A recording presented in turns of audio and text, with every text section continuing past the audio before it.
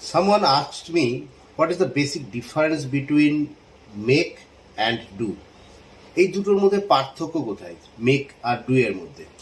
তো প্রথমে একটা জিনিসই বলি, পার্থক্য বলার আগে দুটোর মধ্যে একটা জিনিস কমন, সেটা হচ্ছে দুটোই কিন্তু কমন ভার্ব। মেক যেমন একটি ভার্ব, ডুও কিন্তু সেরকমই একটি ভার্ব। তাই বলবো যে make and do are the two of the most common verbs in the English language. দুটোই কিন্তু একটা common verb. We often use them with lots of different situations. আমরা পরিস্থিতি অনুযায়ী মেক এবং ডু ব্যবহার করি, এবং সত্যি কথা বলতে একটা বড় সমস্যা হয় যে কখন কোনটা ব্যবহার করবো সেটা মনে রাখা মুশকিল হয়। তাই বলছি it is difficult to remember in which situation we use each of them.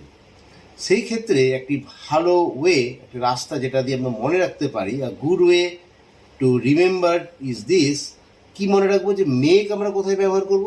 Make আমরা একটা সিচুয়েশন সেখানেই ব্যবহার করব যখন কোনো কিছু ক্রিয়েটিং বোঝাবে, ক্রিয়েটিং সামথিং, যখন কোনো কিছু ক্রিয়েটিং বোঝাবে সেক্ষেত্রে আমরা মেক ব্যবহার করব।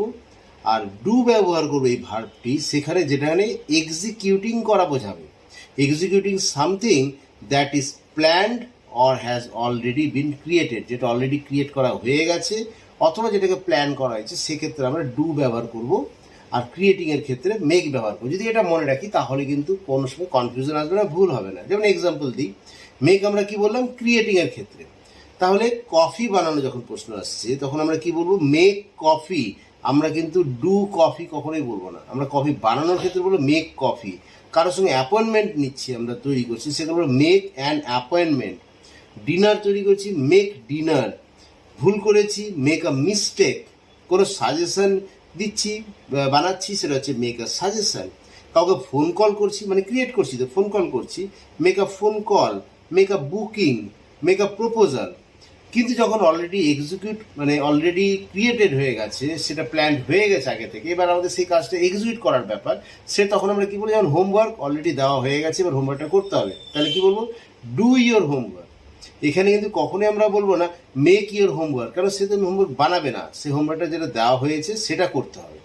Do the dishes, do a dance, মানে একটা ডান্স অলরেডি প্ল্যান করা হয়েছে যে এই ডান্সটা হবে বা এই নাচটা হবে, বা অলরেডি একটা প্ল্যান করা হয়েছে বা ক্রিয়েট করা হয়েছে এই প্রোগ্রামে এই নাচটি হবে, তখন ডু এ ডান্স।